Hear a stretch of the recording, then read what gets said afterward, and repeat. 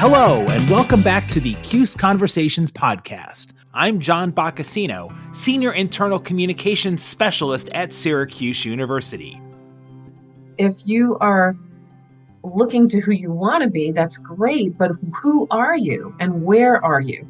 And, just to look at yourself not as a negative and to say, I'm a work in progress, not that I'm a failure, right? And I have to be better.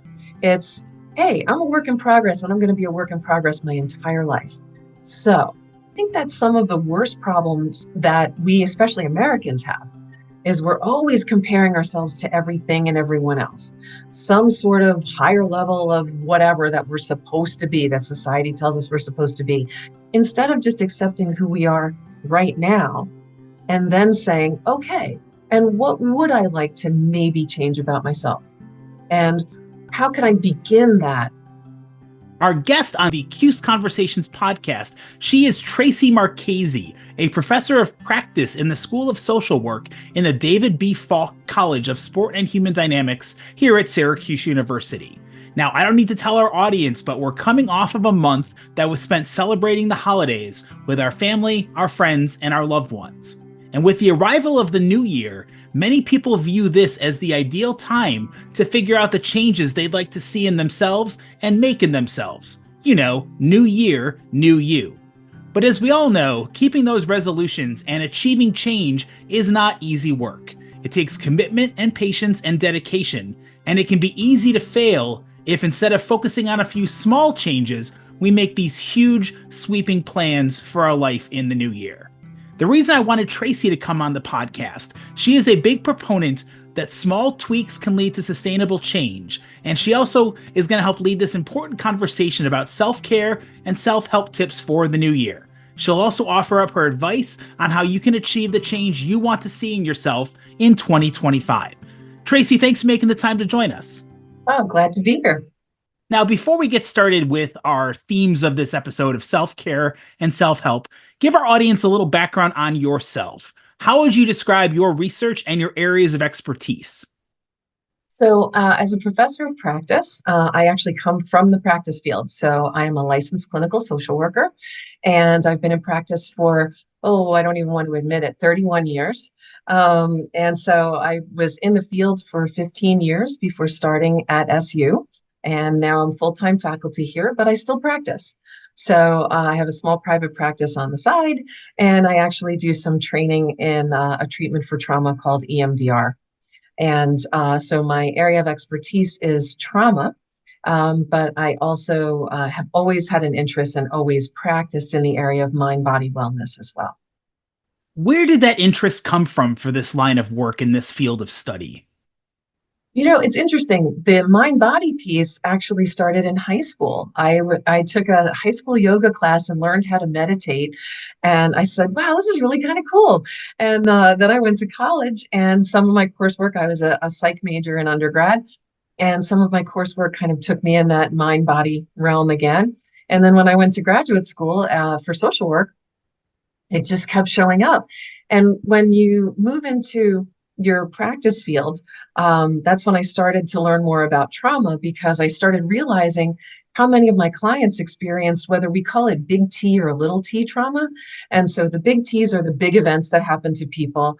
I don't want to trigger anyone, but like a car accident or something big. The little T's, I think most of us experience. So that could be a bad breakup. It could be a breakup with a friend. It could be, the loss of a job, even if it was for a better job, but you still leave behind your colleagues.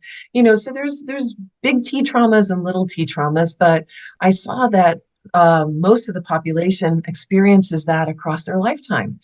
And so started getting interested in working in trauma.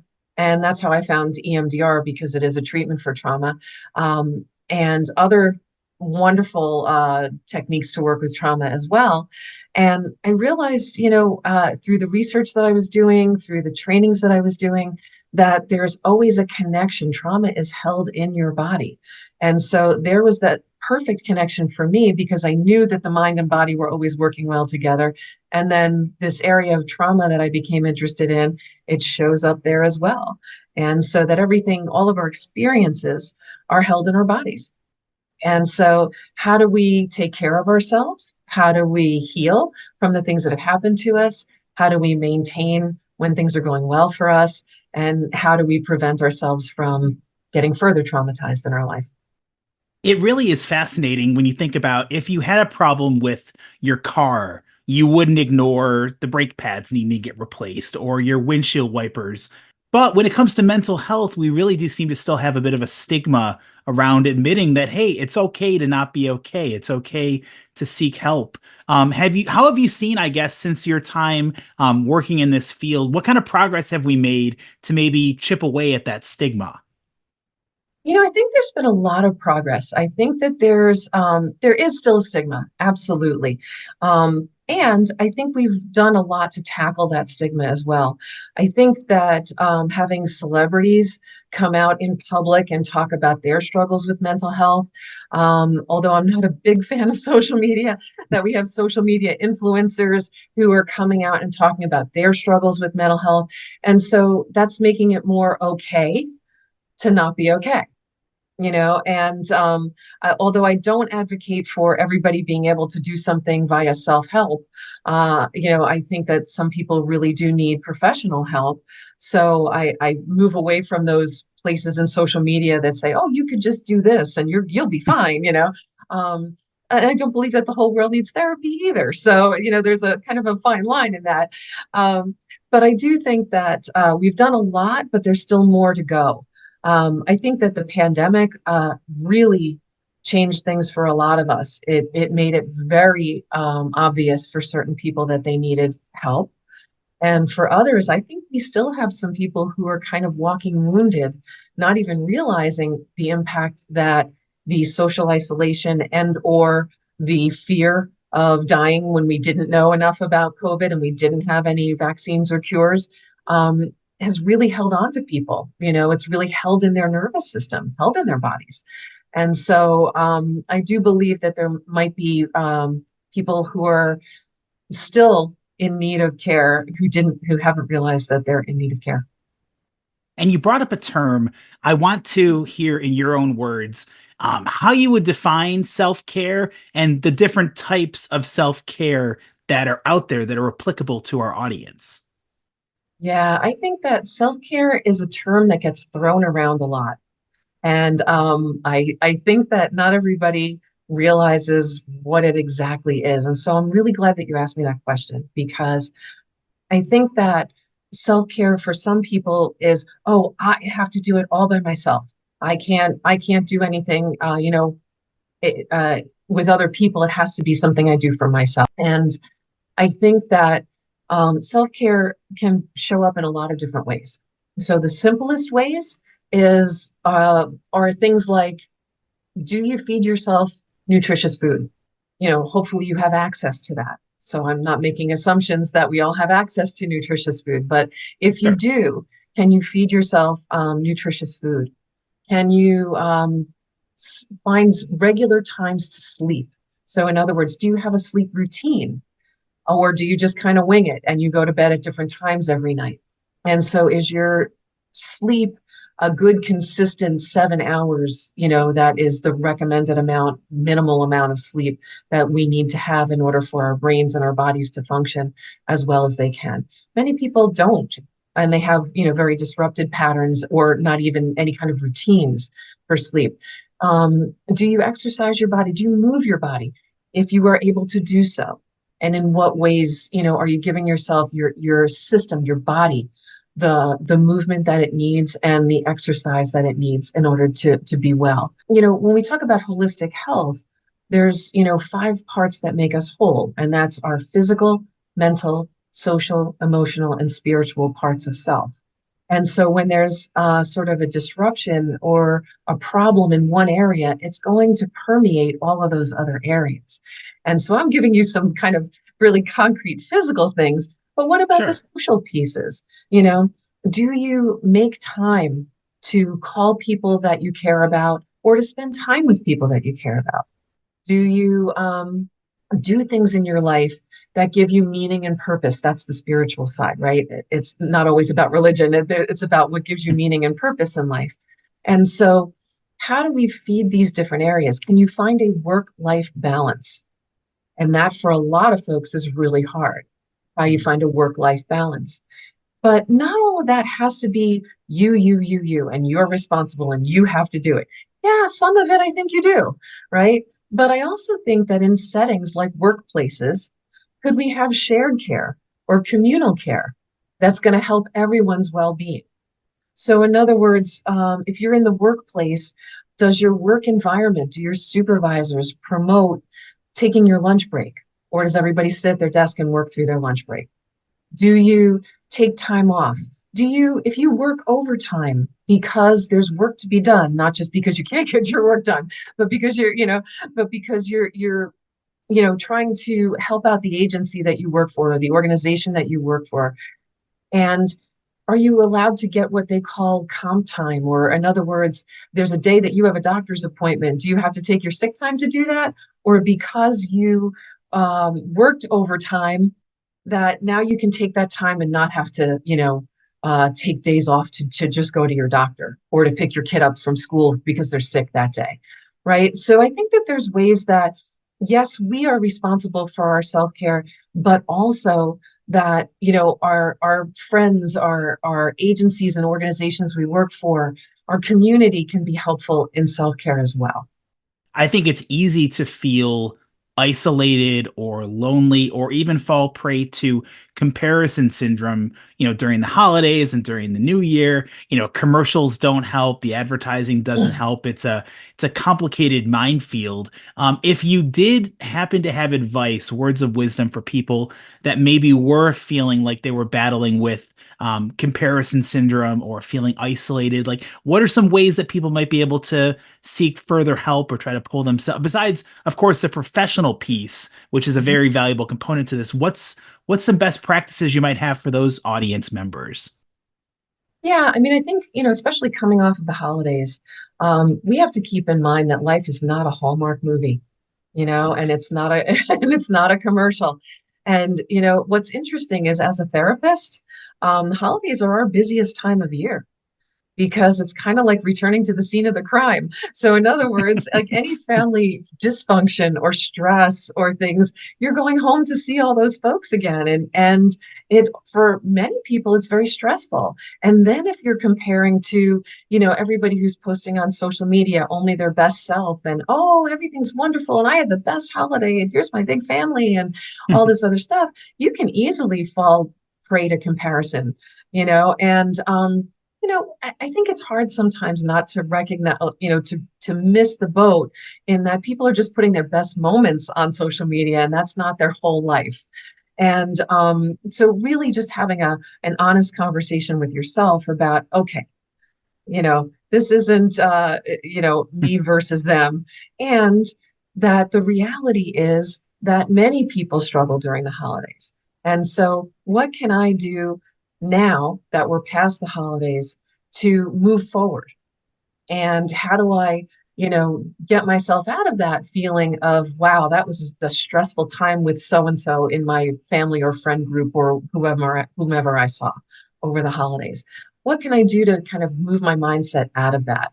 And, I would say that, folks are feeling isolated.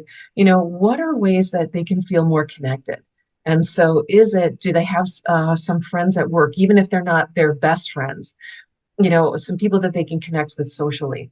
Are there organizations or groups or even online communities that could provide just a way of connecting with other people with similar interests? Most areas, even some of the rural areas, have like meetup groups, and that's a whole website, meetup.com, where you can find just about anything and find other people that are interested, and they have connections either in person or online, or so what are some things that you can do that would help you feel more connected if you went home, wherever home is, for the holidays, and now you're back in your home, or if you're a student, it's a temporary home back on campus? Who can you reconnect with that would help you to just feel more connected in the way that you like to feel connected versus those strained connections that you might have felt.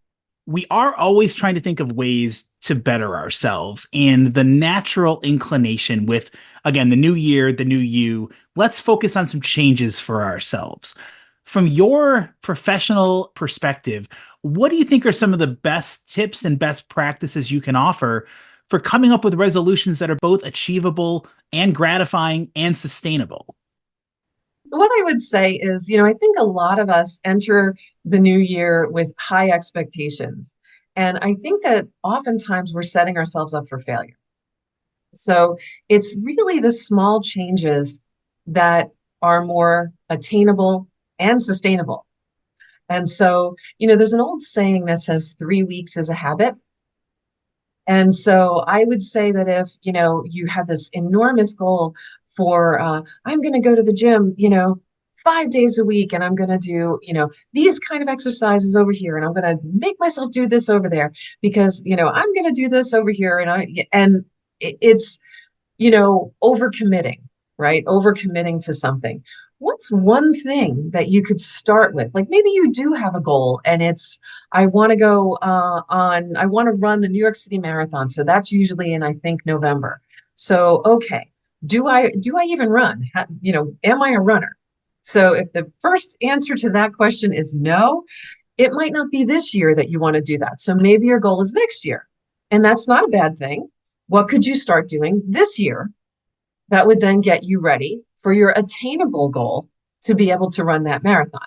So maybe this year you run a half marathon and you do that. You look at what's available maybe in August or September so that you give yourself, 8, 9 months to start training for that. Right. So, you see the difference between the pie in the sky kind of goal that I've never run before, but I'm going to run a marathon in 10 months. Or could I run a half marathon in 10 months or 9 months? Right. And so think about shifting your goals so that, yes, I still have this long-term goal, but what could I do in the shorter term? So that would get me to that goal. So what do I do now? Well, if I don't exercise at all, maybe I need to start with walking and maybe not running at first. And so what's an attainable goal?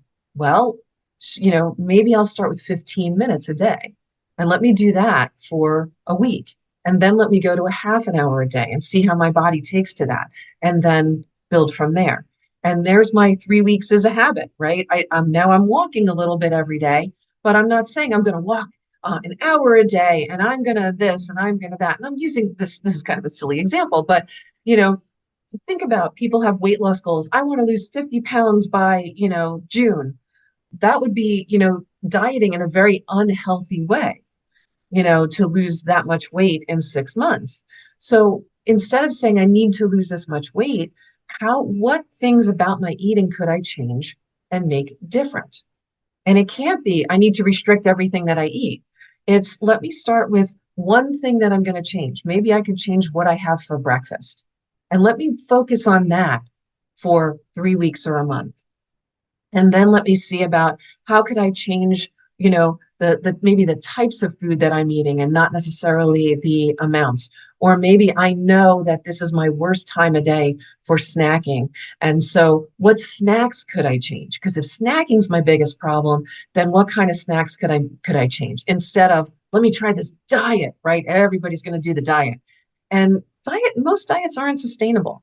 Things like a Weight Watchers might be because that's more about natural food instead of, very restricted and I'm only going to eat this type and I'm only going to do this and that. Even a change to a Mediterranean diet, for example, is going to be much more healthy and you're going to be eating differently versus let me try this fad diet that I'm probably going to get sick of or it's going to fail me after the first few weeks. Being able to set smaller, more attainable goals and then tweak the goal moving forward. It really leads to much more satisfaction. It leads to much more, much more ability to feel proud of an accomplishment because you set a smaller goal instead of this long-term unattainable goal. And I think it's really important. I want to hammer home to this point. Start where you are. It's not about where you want to be, it's where you are currently in this moment and what can be done to then find that version, that better self that happens to be out there. Absolutely. If you are looking to who you want to be, that's great, but who are you and where are you?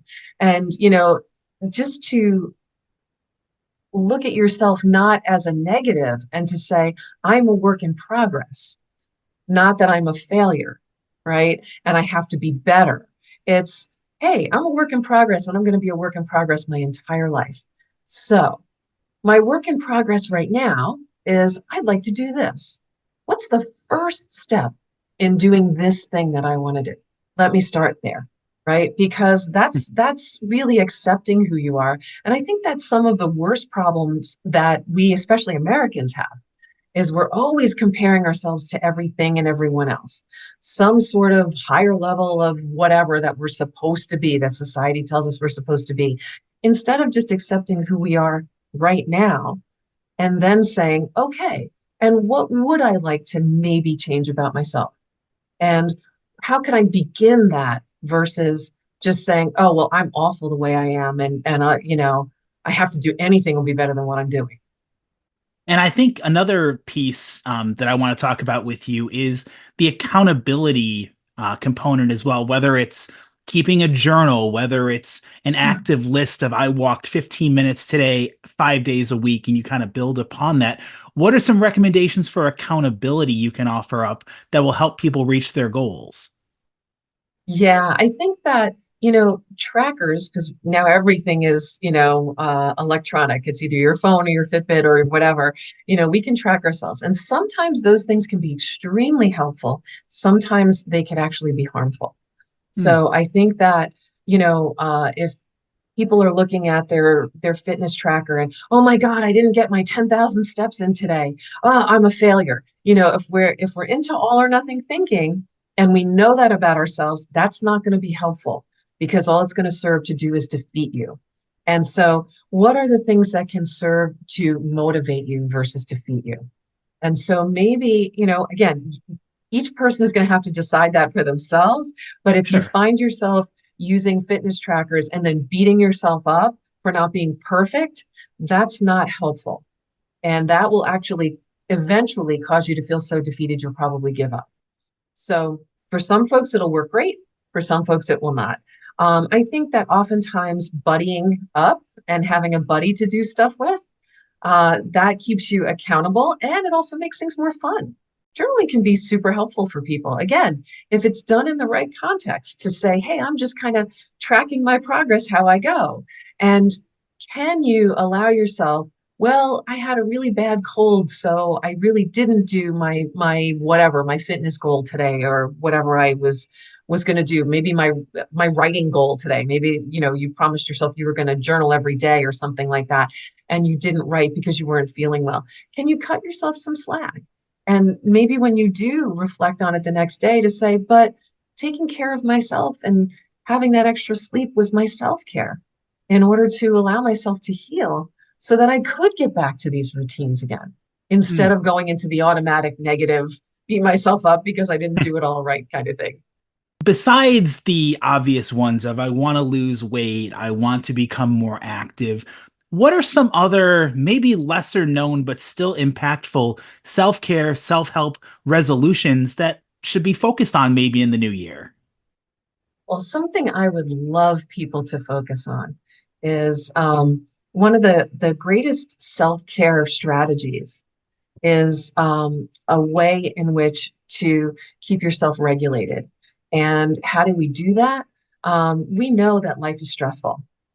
And the antidote to stress is the relaxation response, which is different than relaxing, putting your feet up, good book, watching a movie. That's relaxing. I get that. The relaxation response is a response that you can elicit in your own body. And when you do, it literally counteracts the effects of stress. So stress causes havoc in the body. The stress, when we're in a stressful situation, the same chemicals that get released in your body during fight or flight are released during stress just in lower amounts, but for longer periods of time. And it's quite unhealthy for us, not only physically, but mentally as well. And so one of the greatest things that is available to us that we don't actually need money to pay for is using our own bodies to help us relax. And the research that's been studied, if I told you, you would probably say, and your listeners would probably go, yeah, is she kidding? Right. So here's what I'm going to tell you. The research says that doing these types of techniques 20 minutes twice a day, and that's the part that I said your listeners are going to be like, what, is she kidding?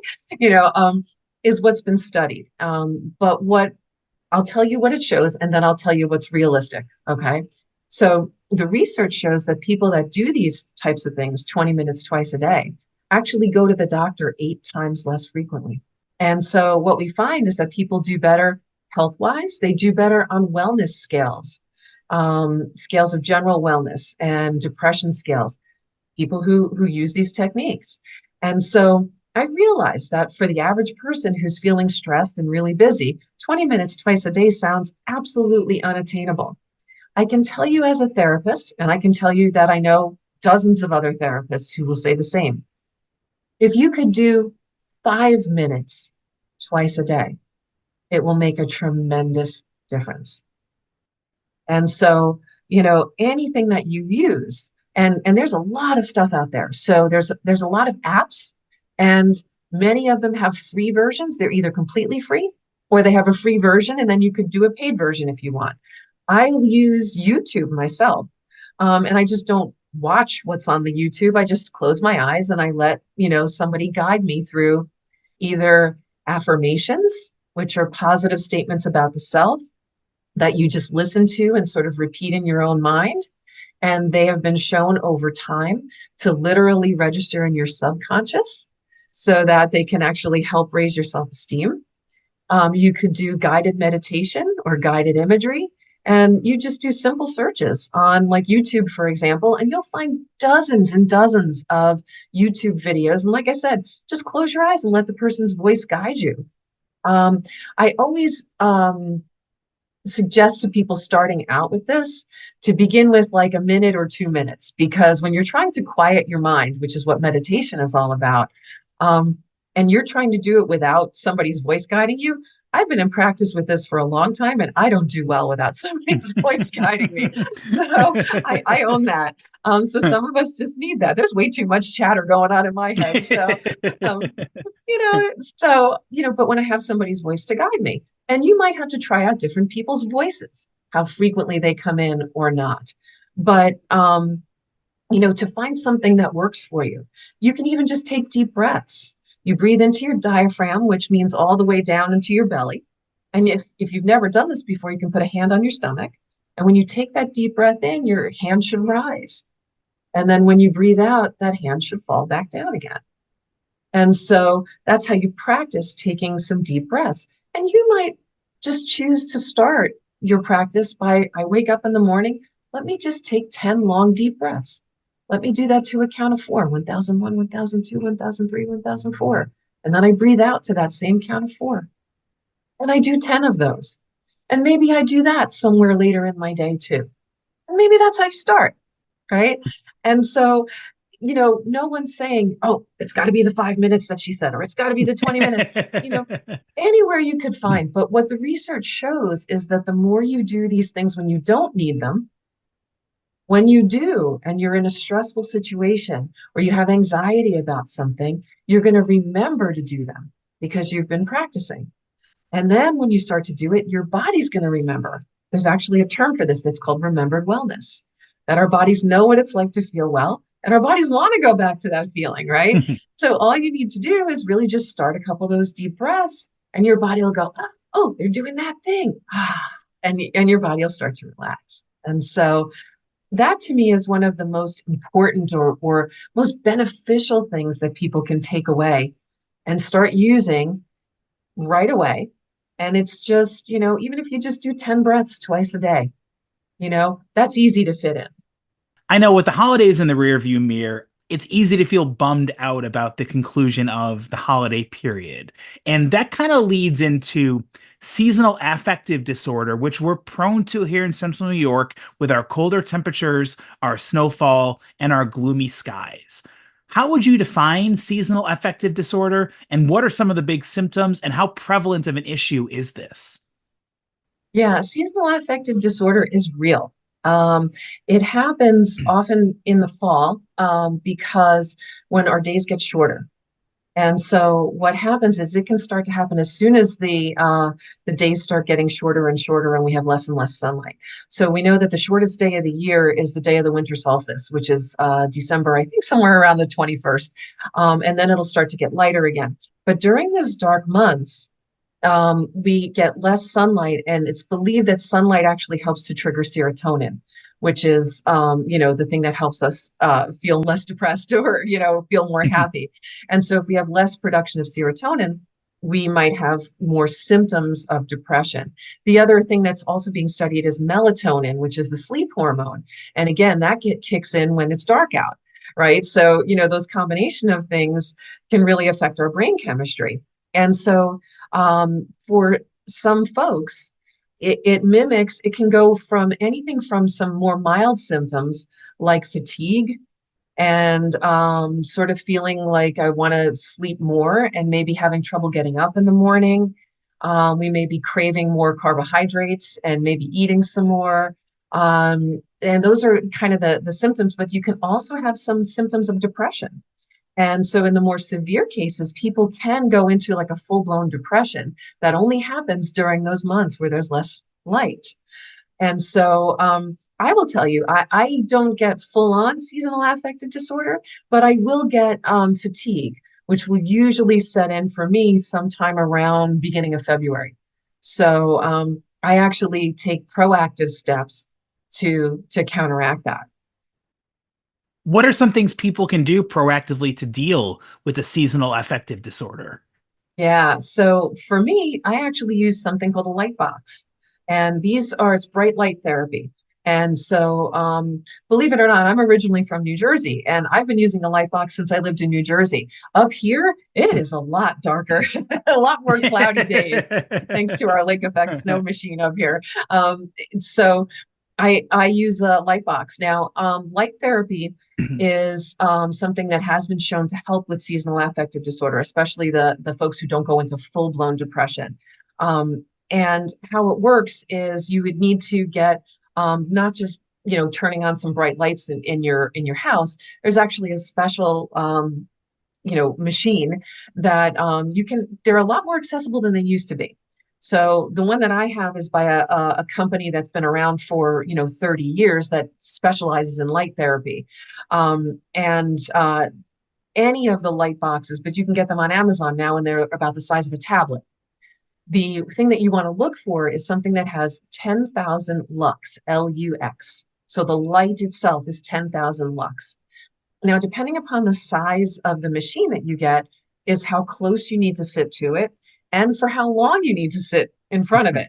So I have a very small little machine, and I have to sit about 14 inches away from it. So it's pretty close. So I have to sit to it. Now, you don't stare at it or anything like that, but it needs to be, shining on, like shining in like near your eyes. You can be looking down. Sure. That's perfectly fine. You certainly don't have to stare at it.